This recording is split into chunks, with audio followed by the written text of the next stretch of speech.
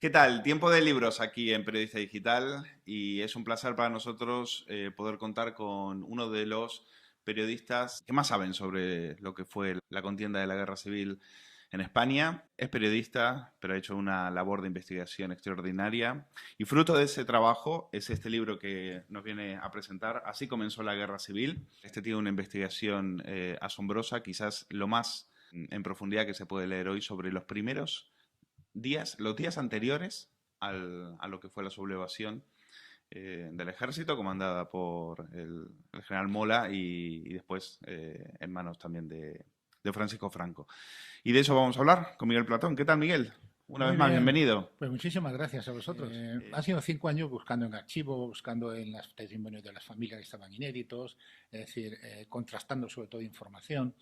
¿Por qué? Pues porque yo me di cuenta de que la práctica totalidad, no todo, pero la totalidad de lo que se había escrito y publicado sobre el comienzo de la guerra era un completo disparate. Es decir, no se había contratado información, eran datos falsos, nadie había comprendido la esencia de aquellos días. Entonces, todavía hay muchos libros, en el año 2017, ahí lo cuento, que el premio Nacional de Historia se lo dieron a un catedrático de Historia Contemporánea muy conocido, no voy a decir su nombre, en el cual decía que la guerra empezó tal y como estaba previsto en Melilla el 17 a las 17. Mire usted, señor catedrático, ni estaba previsto que fuera en Melilla, ni estaba previsto que fuera el 17, ni estaba previsto que fuera a las 17 horas de ese día, en absoluto. Lo que estaba previsto era que el general Franco decidiera cuándo comenzaba la sublevación. Y el plan del general Franco era trasladarse, dejar a su familia en un barco en el puerto de la Luz que iba a Francia en Las Palmas, en Canarias, el día 19 a primera hora de la tarde, domingo, y entonces luego emprender vuelo hacia el Marruecos español y entonces declarar el estado de guerra entre el 20 y el 21 de julio. Y no en Melilla, sino en Ceuta. ¿Y a qué hora? Pues a la hora que le estimara conveniente. Nadie sabía, salvo Franco, y dependía de malas circunstancias cuándo iba a ser posible. Entonces esa es la realidad. La realidad es que la guerra, el estado de guerra, la guerra civil comienza de manera completamente imprevista el día 17 de julio en Melilla por la delación de un infiltrado en la falange melillense que era confidente del presidente del Frente Popular de Melilla, que era un teniente de alcalde, Felipe Aguilar, y entonces por pura casualidad a este confidente que estaba en la falange, pues entonces le entregan unas pistolas a primera hora de la tarde el día 17 de julio y él rápidamente va a contárselo al teniente de alcalde del Frente Popular. El teniente de alcalde del Frente Popular inmediatamente se lo cuenta al delegado del gobierno en Melilla y el delegado del gobierno en Melilla pide autorización al comandante general, al general Manuel Romerales, para acudir a la pequeña unidad en la comisión geográfica donde estaban repartiendo o iban a repartir las pistolas.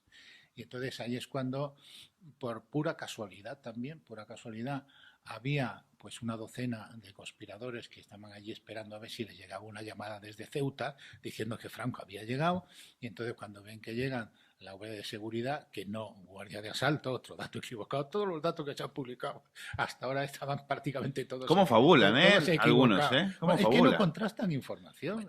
Pues nosotros, un archivo está muy bien, pero nosotros de esos documentos no les damos una fiabilidad del 100%, hay que procurar contrastarlo en todo lo que se pueda, con todo, y entonces de ahí uno pues se lleva sorpresas, incluso autores consagrados de hace mucho tiempo pues han dado datos falsos, decían que si guardia de asalto, no, mire usted, en Melilla no había guardia de asalto, que si el legado gubernativo era el señor Benet, no, era el señor Fernández Gil, Benet era su secretario, que si fueron 20 legionarios, no, fueron 8, tal, es decir, prácticamente todo A mí me estaba llama la equivocado. atención que es tan minucioso el trabajo que en algunos momentos has ido a Barcelona a hablar, no sé si con la nieta, la viuda o la no sé quién, que tiene Sí, 87 sí, años sí, y sí, conseguiste un testimonio sí, solamente sí. para corroborar Sí, para que una frase, sí, una sí, frase. cada frase hay que contrastarla. Es decir, ese es el truco. Incluso, como bien sabemos los periodistas, procurando constatar información todo lo que se pueda, uno comete errores. Incluso con mucho contraste, picando en muchas fuentes, hay errores. Claro, si uno no contrasta, es un completo disparate, claro, lo que sale de los títulos. Y sí, estuve en Barcelona hablé con la hija, que todavía vive, por cierto, me acaba de felicitar la Navidad, del general Balmes, que murió por un accidente en Las Palmas el 16 de julio del año 36. Se ha publicado ahora un libro de Ángel Viñas disparatado que se llama el primer asesinato de Franco. Es una completa mentira de principio a fin, es una completa falsedad. Pero ¿cómo se pueden manipular las cosas de esa manera? Esta idea de que Franco fue eliminando a todos los que le podían hacer sombra. Por favor, vamos, eso parece mentira que alguien que es un catedrático, que es un doctor y tal, como Ángel Viñas, pueda haber escrito semejante disparate. Trata de las falsedades que hay también sobre esta época. Pues localicé por la guía telefónica a la hija del general Balmes, 87 años. A Julia. Julia nació en el año 30, en enero del año 30, por lo tanto, este mes cumple 89. 89. Sí. Y con otra gente igual, con las Romerales, que fue el comandante general de Melilla en el año, en realidad de la circunscripción oriental del Protectorado, con sede en Melilla, en julio del 36, que luego fue muy injustamente juzgado, condenado a muerte y fusilado. Eso, insisto, muy injustamente, porque era una bellísima persona, que en absoluto condenó a muerte por traición, una completa locura por parte del Consejo de Guerra que le juzgó. Y una de las mayores satisfacciones de este libro y de un libro anterior en el cual contaba ya, me refería exclusivamente a lo que pasó en Melilla, en el cual contaba la peripecia de Romerales, es que 80 años después el retrato del general Romerales ha vuelto a los pasillos de la Comandancia General de Melilla. El comandante general que había entonces, hace unos años en Melilla, estuvo en la presentación de ese libro mío, escuchó y se enteró por vez primera de la realidad del general Manuel Romerales y tomó la decisión de colgar el retrato de Romerales entre los antiguos comandantes generales de Melilla, lo cual me ha proporcionado una enorme satisfacción. Vamos ahora, sí, a meternos, a zambullirnos en el libro. A mí las cosas que me han llamado la atención son que 48 horas antes de la sublevación, eso se iba al garete. Eso estaba atado con... estaba muy mal atado. Exactamente 4 días antes, es decir, el domingo 12, es decir, 5 días, el domingo 12, Franco se manda un telegrama por los canales de cifrado que tenía entonces a la dirección que había en Madrid, que era un telegrama que decía únicamente 3 palabras, decía geografía poco extensa. Eso significaba que él no veía, que no lo veía claro, que no veía que se daban las condiciones necesarias para que la sublevación tuviera éxito. Sí, Franco... Había dos posturas, digamos. Sí. Por un lado, Mola, que quería hacer un golpe rápido, y por otro lado, que Franco decía, esto no va a ser rápido. Esto va a durar y va a durar mucho. Y no la tenemos todas consigo. Sí, ellos hacen todo lo posible. Es decir, primero, Mola, hasta 20 y tantos de junio, o sea, menos de un mes antes de la guerra, Mola no contaba con las fuerzas de África, ni contaba con Franco. Es decir, Mola quería hacer un golpe de Estado básicamente peninsular, es decir, a través de 4 o 5 columnas que iban a converger sobre Madrid, pues que venían de Castilla, la Virgen León, de Navarra, de Aragón, quizá de Valencia, pero él básicamente quería un golpe de Estado peninsular y entonces lo único que pedía, bueno, con Franco no podía contar porque estaba en las Canarias y lo único que pedía a las fuerzas de África era que no aceptaran órdenes del gobierno para acudir a la península a sofocar el golpe de Estado. Y entonces la Armada que tampoco colaborara. Y entonces, a finales de junio, el 20 y tantos de junio, entonces Mola, que hace una evaluación de fuerzas, se da cuenta de que no va a ser posible que el golpe tal como le tenía diseñado triunfara. Entonces es cuando concede la iniciativa a las fuerzas de África y pone al frente de ellas a Franco. Entonces es urgente que Franco se traslade. Pero Franco durante 20 días no da señales, es decir, no dice qué bien, estupendo, allá voy, tal. No, ¿Qué esperaba? No, Franco... ¿Qué fue lo que le termina de convencer? Vamos a ver, Franco y Mola y Varela, general Varela, se reúnen en marzo en Madrid, un poquito antes de que Mola vaya a Navarra y Franco vaya a destino a Canarias, que son las primeras decisiones militares de nombramientos que toma el nuevo gobierno de Frente Popular a finales de febrero. Y entonces ellos dicen, bueno, esto va a ir muy mal, y entonces es posible que haya que sublevarse contra el gobierno, se lo aceptan ya desde marzo del 36, pero eso no se puede hacer sin más. Es decir, ellos veían que, ellos decían, si la línea roja era Largo Caballero, ¿no? Es decir, bueno, si ellos tenían como línea roja, es decir, a partir del momento en el cual ya no habría recuperación, pues, por ejemplo, la disolución de la Guardia Civil, por ejemplo, el debilitar mucho al ejército, que Largo Caballero tomara el poder y se hiciera con el gobierno, que hubiera un proceso revolucionario muy duro.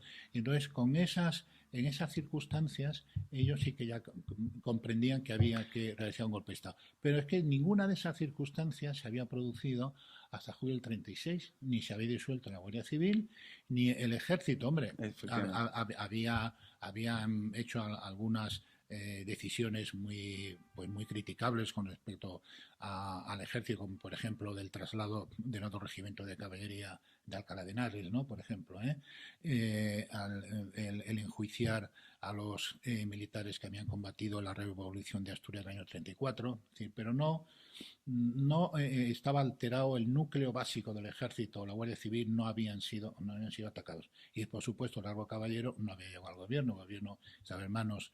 Claro, Franco lo que tenía miedo era de que sean muy impopulares, es decir, de hacer una sublevación y que la gente se les echara encima. Franco solo entendía la sublevación en caso de una crisis muy grave y, desde luego, que se percibiera que había apoyo popular a eso. Es decir, para fracasar, no.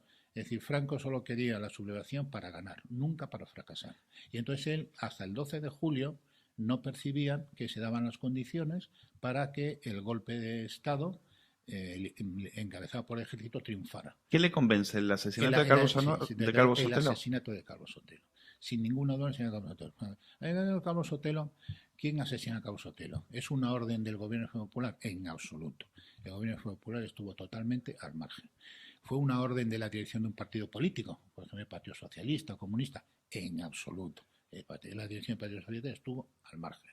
¿Fue una decisión, alguien ha dicho, de la masonería? En absoluto, completamente al margen. ¿Quién mata a Calvo Sotelo? A Calvo Sotelo le mata un pistolero de la UGT que, en represalia por el asesinato del teniente Castillo, que era un teniente instructor de la milicia socialista, estaba destinado en la guardia de asalto en Madrid, en la sección de especialidades de ametralladoras y morteros, y entonces, en represalia, un grupo de mandos de la Guardia de Asalto y de militantes socialistas van a la casa, en la madrugada del lunes 13, a la casa de José Calvo Sotelo, diputado del Bloque Nacional, y entonces le secuestran y le asesinan. Le asesina un pistolero. Luis Cuenca. Por su propia iniciativa. Es decir, dos tiros en la nuca. Sí, no estaba recibiendo órdenes ni del Partido Socialista, ni del gobierno, ni de nada. ¿Qué es lo que ocurre? Lo que ocurre después es que el gobierno y el Partido Socialista encubren el asesinato. Ese es el verdadero. No ordenan el asesinato, y mucho menos lo aprueban, pero lo encubren. Entonces, el Partido Socialista, a primera hora del mismo día 13, por dos canales distintos, sabe que han sido militantes suyos los responsables del secuestro y asesinato, y lo callan y lo encubren. Quien toma la decisión última es Indalecio Prieto, que era vocal de la Comisión Ejecutiva. Es un error gravísimo. Es decir, era un delito. Es decir, lo que tenía que haber hecho Indalecio Prieto había sido denunciar al asesino y, desde luego, ponerle en manos de la justicia. Y luego, el gobierno se dedica también a encubrir el asesinato. No sabía quiénes eran los autores, como lo sabía el Partido Socialista, pero lo que sí hace es que ordena censura de prensa, impide decir que Calvo Sotelo ha sido secuestrado por miembros de la policía, un capitán de la Guardia Civil, un teniente de la Guardia de Asalto y números de la Guardia de Asalto, y y hasta el punto de que y solo dice que ha sido encontrado muerto, nada más. No dice que ha sido secuestrado y que llevado en un coche policial, y en ese coche policial ha sido asesinado, y que son incapaces de poder investigar y descubrir a los autores del asesinato. El diario Ya, ese mismo día 13, el Ya era un diario de tarde, en la misma tarde del día 13 informa con gran veracidad, Es muy rápido, yo me he leído el artículo del Ya y el 90% era información veraz de lo que había pasado. Y entonces el gobierno secuestra el diario Ya y además suspende la publicación del diario Ya. Es decir, que había informado verazmente de lo que había pasado. Pero es peor lo que pasa todavía con otro periódico al día siguiente, que era el periódico Época, al frente de Escobar Kirkpatrick, de Márquez de Valdeiglesias. Entonces, cuando la censura, porque en España el Frente Popular no era una democracia. Ah, no. ¿Qué democracia hay con censura previa de prensa? ¿Ustedes conocen alguna democracia con censura previa? ¿Verdad que no? Bueno, pues naturalmente es incompatible la censura previa de prensa. ¿Nos habían contado que sí? ¿Qué ¿Que había total libertad? Para contar lo que se les diera la gana. Del 7 de febrero del 36 hasta el 18 de julio, en virtud del estado de alarma que se prorrogaba mes tras mes, todos los medios estaban sometidos a censura previa de gubernativa. Y entonces, censura previa, en el caso este hemos visto el asesinato no se podían dar ni siquiera información de los asesinatos políticos que se cometían, ni siquiera eso, la censura lo tachaba. El caso del Ya, que es suspendido, no solo secuestra el periódico del día, suspendido por dar información veraz del asesinato de Calvo Sotelo, pero eso es el lunes 13. El martes 14, el periódico Época, al que le prohíben decir que Calvo Sotelo ha sido secuestrado por guardias de asalto y asesinado, le prohíben decir la verdad, pues entonces la dirección del periódico Época decide no sacar el periódico. Es decir, no vamos a cometer la indignidad de sacar en un suceso tan grave una información que se nos prohíbe, verdadera, que se nos prohíbe. ¿Sabe lo que hace el gobierno? El gobierno suspende el periódico. Es decir, no por decir algo, sino por no decirlo. Por no hacer lo que ellos quieren que digan. Eso ya no es un Estado autoritario, eso es un Estado totalitario.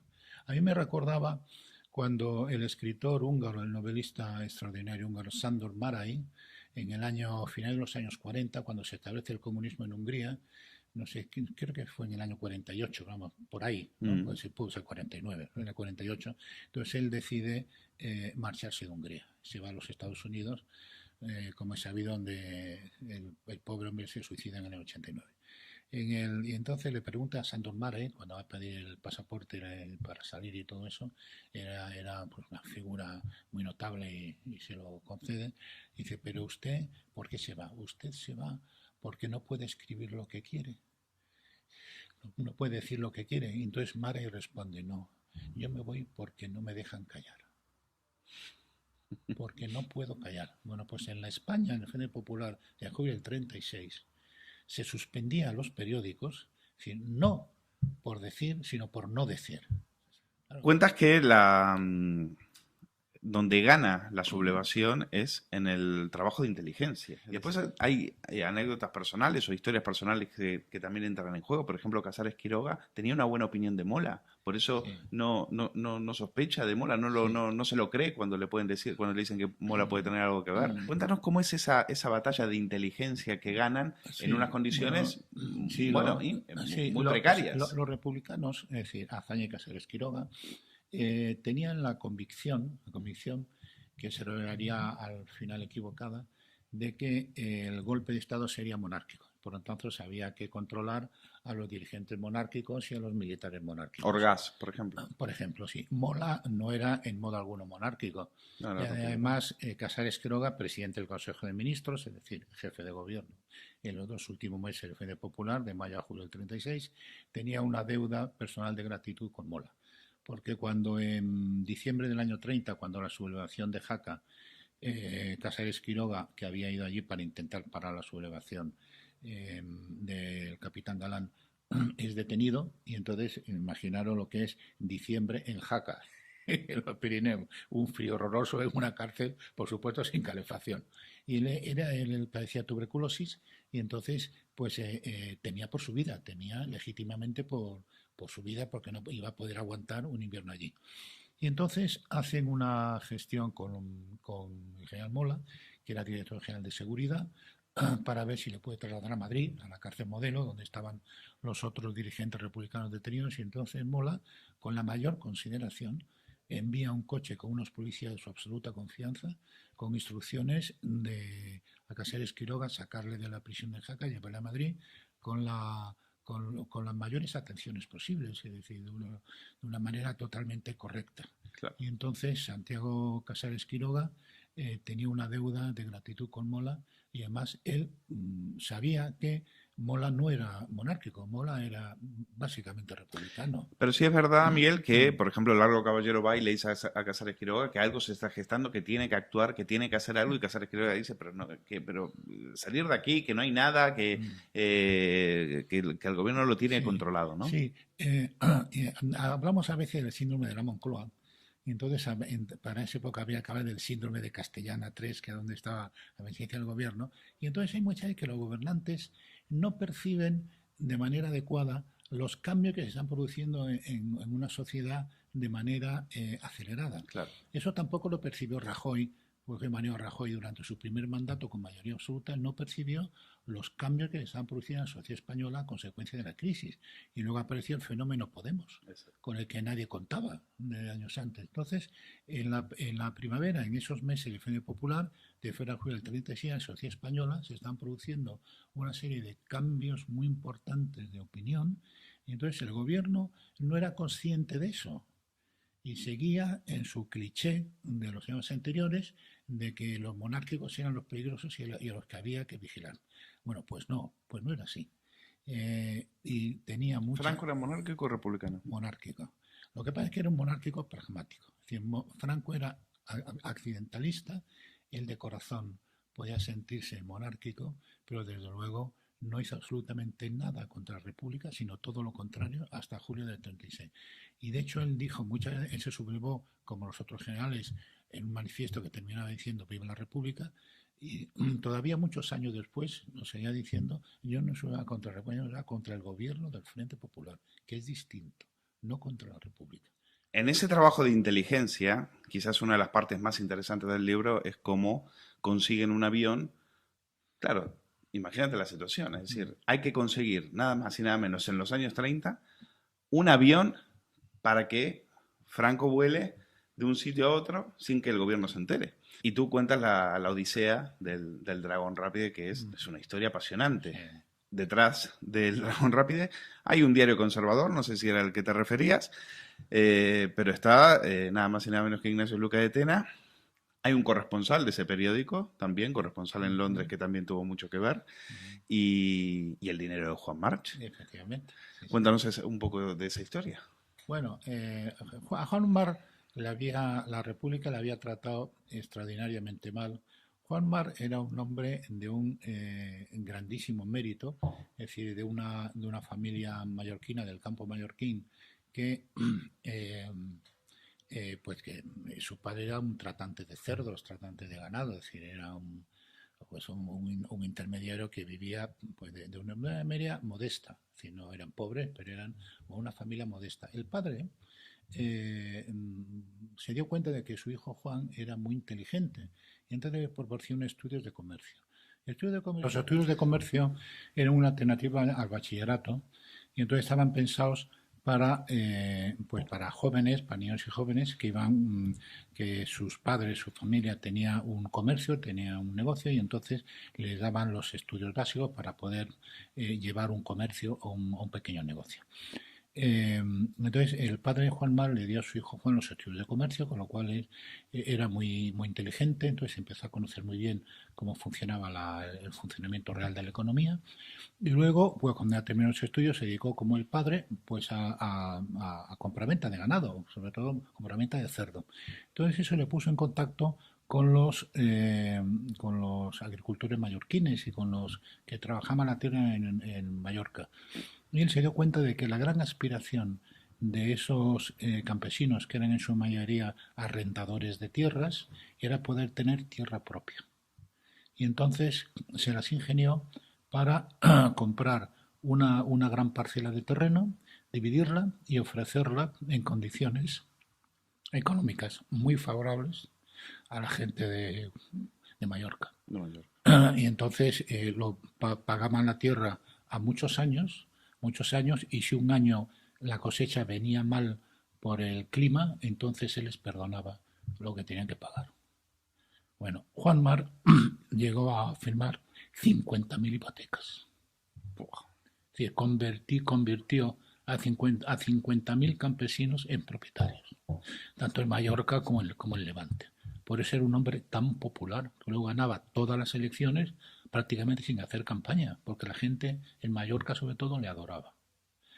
Luego, como él era un espabilado para los negocios, se metió en el negocio del tabaco a través de una empresa en la Argelia francesa, y entonces empezó con prácticas de contrabando. Él tenía barcos, y entonces los barcos llegaban hasta el límite de las aguas jurisdiccionales españolas, que entonces en todo el mundo eran 3 millas, es decir, exactamente 5,5 kilómetros. Allí lo transbordaba a barcos de pescadores, los pescadores lo llevaban a tierra.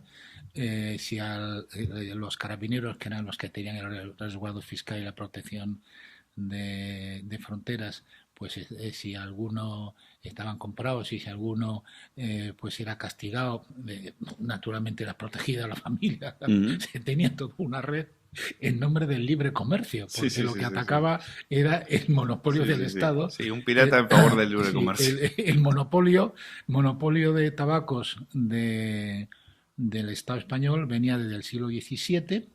La palabra estanco significa precisamente monopolio, es decir, un estanco. Aquí no entra nada que no sea lo nuestro, ¿no?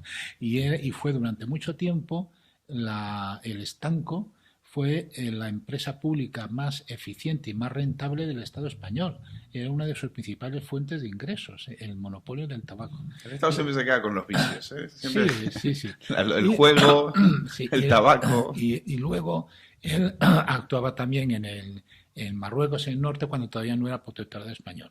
Cuando fue protectorado español, se las arregló para ganar el concurso del tabaco en el protectorado, salvo en Ceuta y Melilla. Entonces ahí ya quienes hacían contrabando eran las autoridades españolas, que metían labores de tabacalera en Ceuta y Melilla y las venían en el protectorado sin tener permiso, con lo cual, pues como decía una película, entre pillos anda el juego, ¿no? A partir de entonces, pues Juan Mar, gracias a la Primera Guerra Mundial, el que tenía los barcos, se hace riquísimo, una de las mayores fortunas de Europa.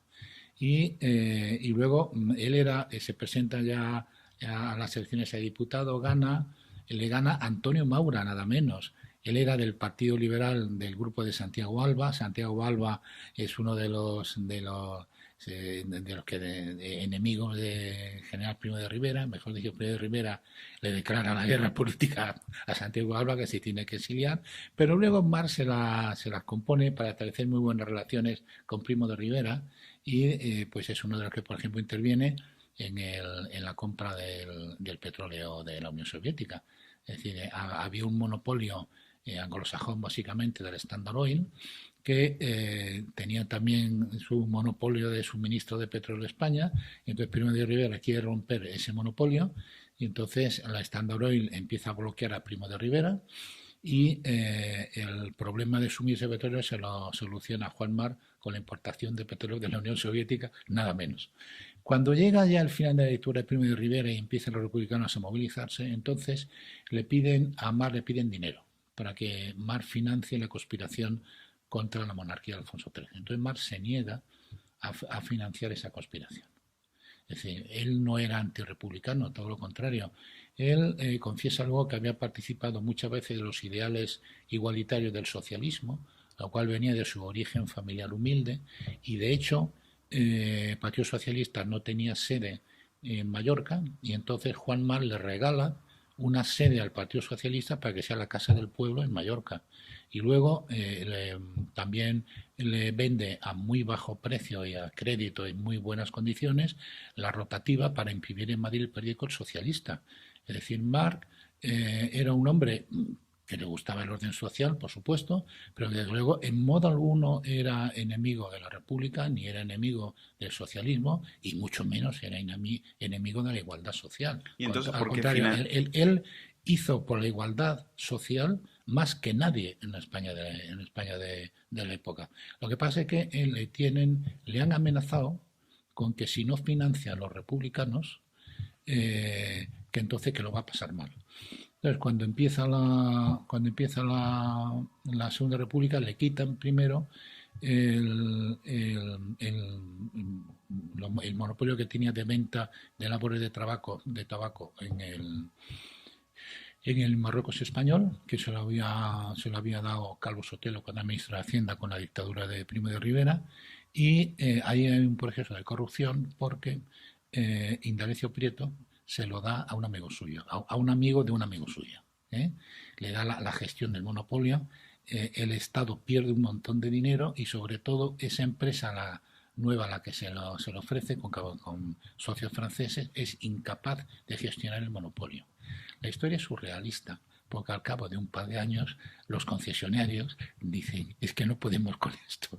Y entonces le ofrecen a Marc entrar en el capital. Y entonces Marc entra con el 100% y vuelve la canadiense marroquí, que es una empresa que ha estado en vigor hasta los años 90 del pasado siglo, o sea que tiene una larga vida por delante.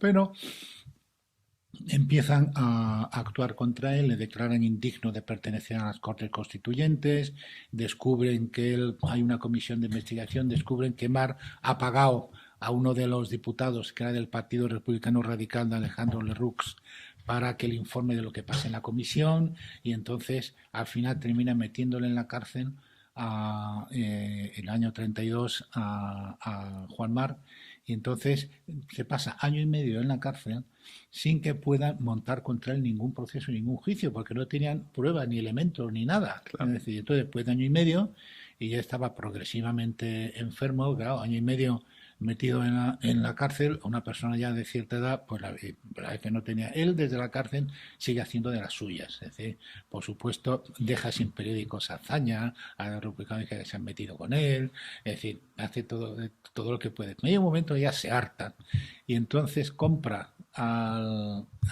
no al director de la cárcel de Alcalá de Henares, sino que él estaba primero en la cárcel Modelo de Madrid. En el Modelo de Madrid, este hombre que era, como hemos dicho, muy hábil, resulta que empieza a establecer muy buenas relaciones con los presos anarquistas, que eran enemigos de la República, y entonces temían que Marc financiara a los anarquistas. Los enemigos de mis enemigos son mis amigos. Para derribar al gobierno. Claro. Entonces le llevan a Alcalá de Henares. En Alcalá de Henares, un día terminado, en noviembre del año 33, compra al director no al director de la cárcel, sino al que era el jefe de la vigilancia de noche, compra a uno de los guardianes, y entonces el jefe de noche de la cárcel y este guardián le sacan a primera hora de la madrugada, a última hora de la noche, a un coche que les está esperando allí al lado, y con el chofer de Mar tira millas hasta Gibraltar.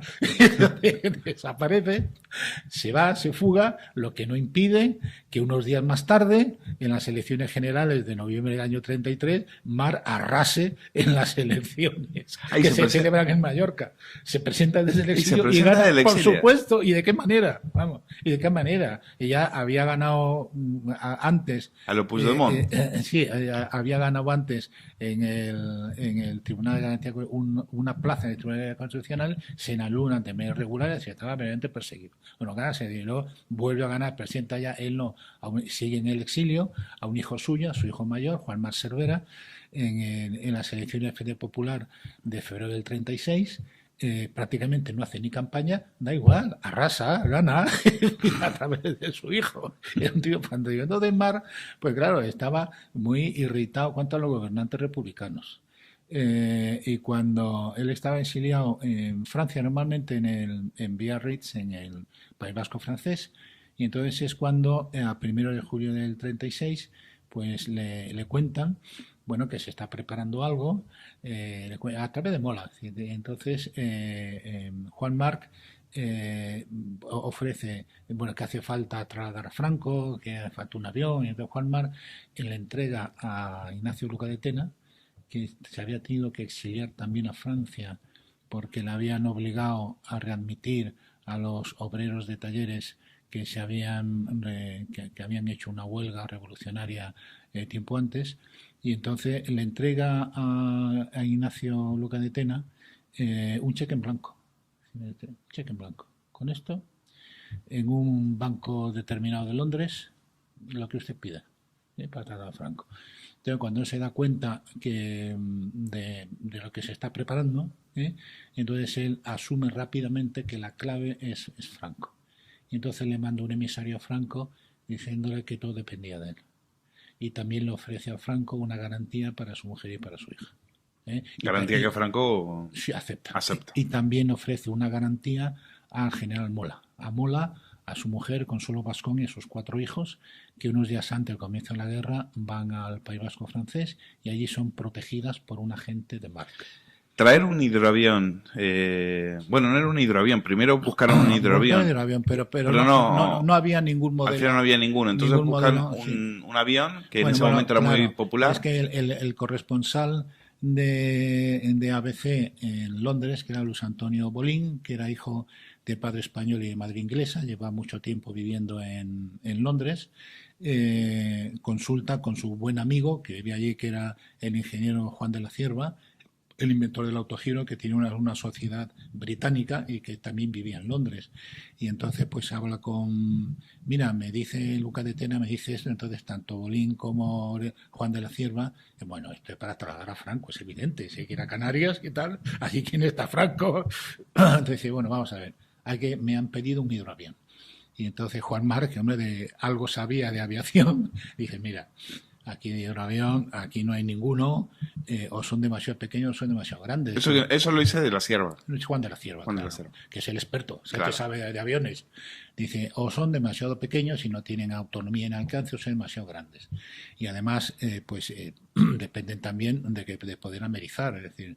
Y entonces, claro, porque tenían que hacer varias paradas. Claro, Juan Mar le recomienda un avión terrestre, un avión muy bueno, de lo mejor que había en la época, que era el DH-89 Dragon Rapid de Havilland, que era un bimotor francamente bueno para la época, que a juicio de Juan Mar, juicio acertado, reunía las condiciones necesarias, aunque por no tener autonomía debía hacer escala en el Marruecos francés. Es decir, no era posible disponer entonces para un avión pequeño, era un avión grande, ¿verdad? Tú no podías ir con un avión de 15 o 20 plazas, tenías que ir, pues como el Dragon Rapid podía llevar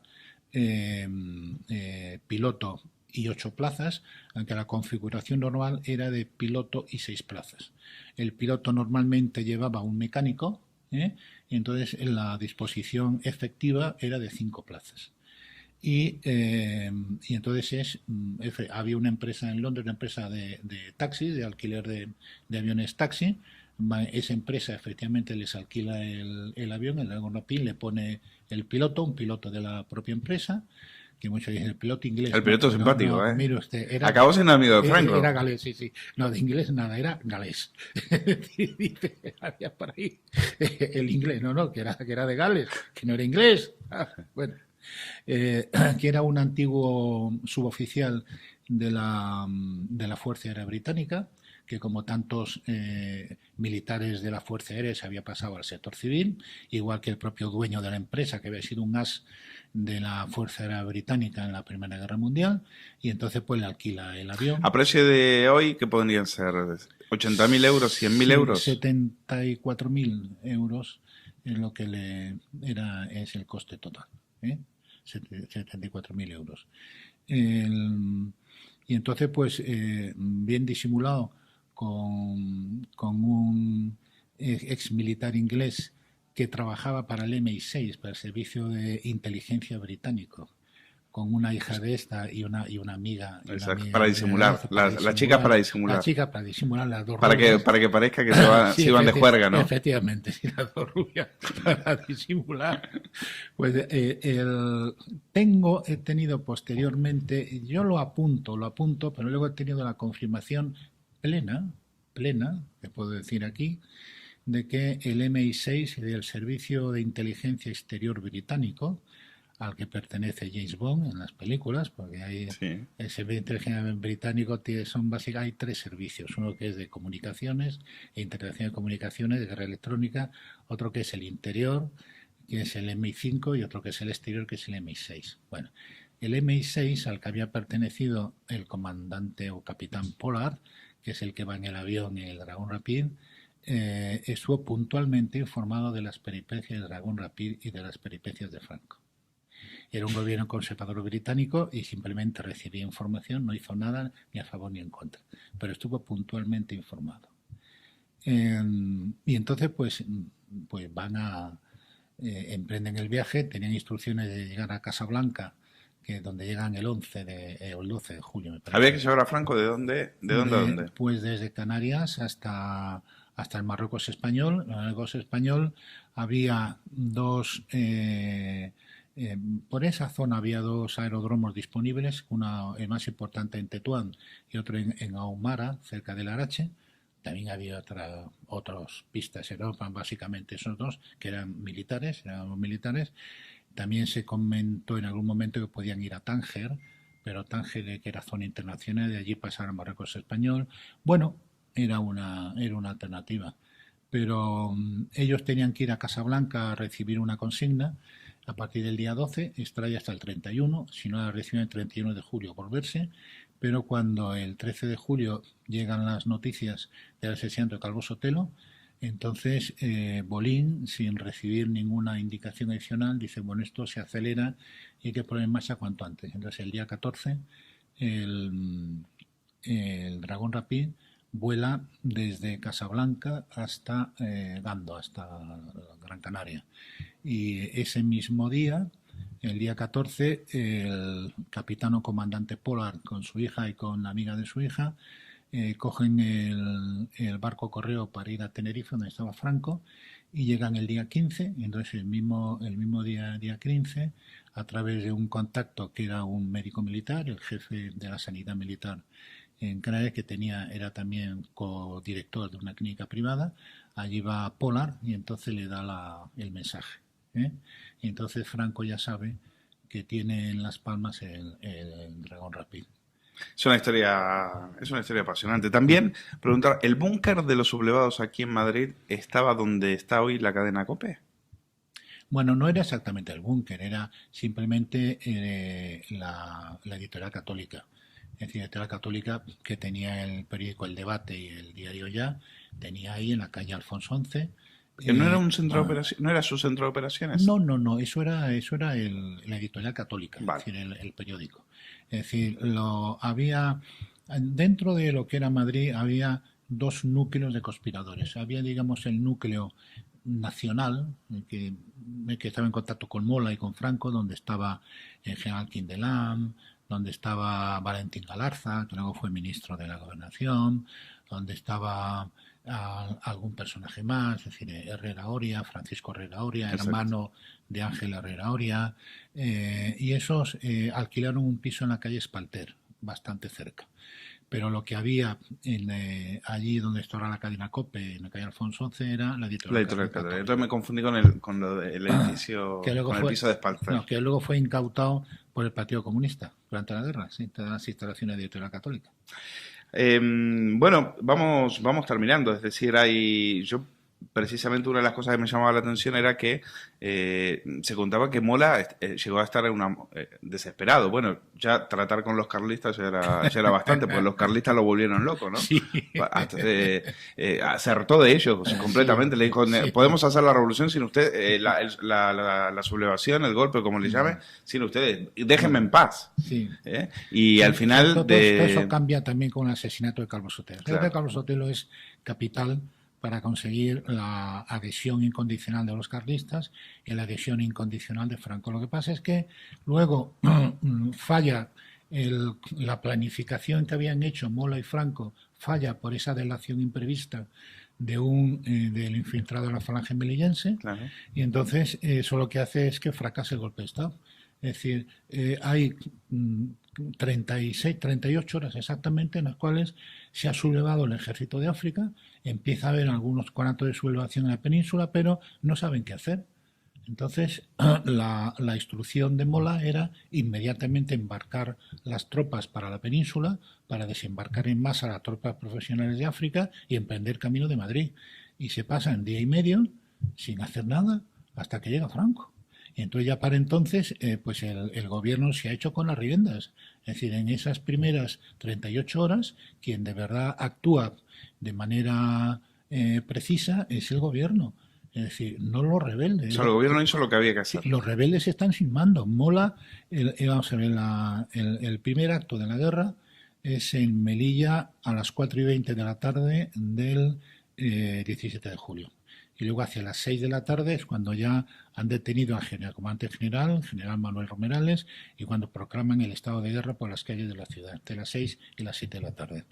Pero Mola, del día 17, Mola no se subleva hasta las 6 de la mañana del 19 de julio, un día y medio después, y Franco no se entera de que han proclamado estado de guerra hasta la noche del 18, que estaba durmiendo con su mujer y su hija en un hotel de Las Palmas, y luego, claro, él tiene que organizar aquello, tiene que desplazarse en Marruecos y no llega a Tetuán hasta las 7 de la mañana del día 19. O sea, como golpe fue una chapuza. Sí, sí, totalmente, sí, porque no ¿Y, sé... y qué fue lo que permite que luego después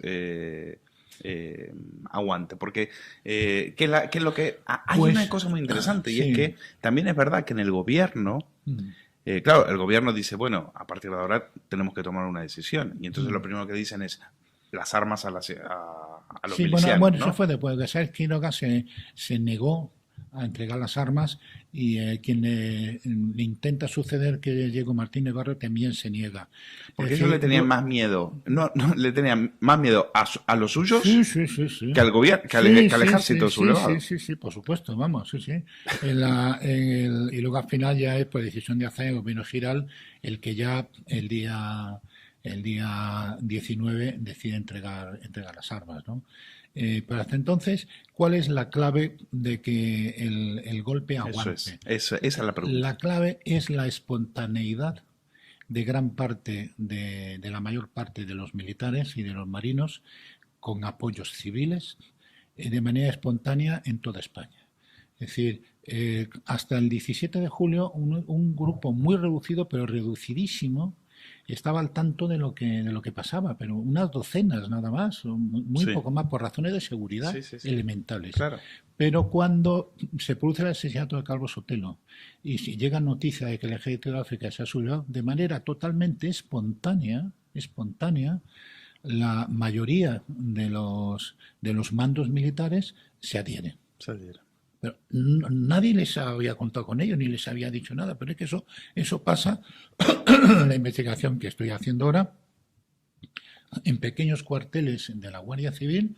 Imagínate que tengo Guardia Civil en un pequeño pueblo de Albacete, o de Ciudad Real, o de Murcia, o de Alicante. Y entonces cuando les llegan noticias de que eso es el ejército de África y que se han sublevado otras guarniciones, espontáneamente el pequeño cuartel de la Guardia Civil del pueblo X, al mando de un cabo o como mucho de un sargento, decide sumarse por su propia iniciativa, sin que nadie les haya dicho nada. Y entonces el destino de esas unidades de la Guardia Civil es muy diverso, porque si al final en la zona en la que están han triunfado los sublevados, se suman a la fuerza rebelde, pero si están en una zona que termina siendo controlada por el gobierno, pues son detenidos y en muchos casos asesinados. Pero es la espontaneidad social lo que hace que el golpe triunfe. Espontaneidad militar y espontaneidad social. Y Franco no está detrás de la muerte de Mola. En absoluto. Vamos a dejarlo claro para el que nos está contando que ese es otro de los grandes bulos. Una completa tontería. Vamos. Hay mucha tontería por ahí. Hay cosas que dice esto. Bueno, vamos a ver, la historia no es una ciencia exacta, no es algo definitivo. Pero, hombre, igual que la medicina o la economía, pero cada vez sabemos más cosas, tanto de la medicina como de la economía, y sabemos lo que funciona y lo que no funciona.